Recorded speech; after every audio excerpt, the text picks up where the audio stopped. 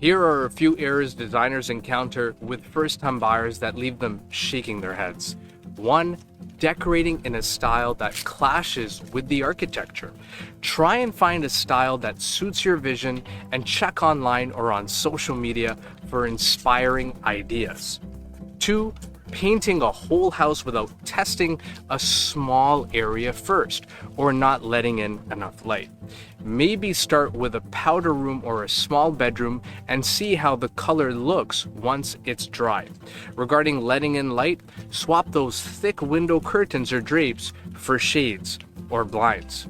3. Buying furniture pieces that don't look good together or making impulse purchases rather than having a proper plan. Check out some home decor magazines to learn some simple rules when it comes to mixing and matching furniture. Planning to make a move in the next 3 to 6 months? Give us a call. We're here to help.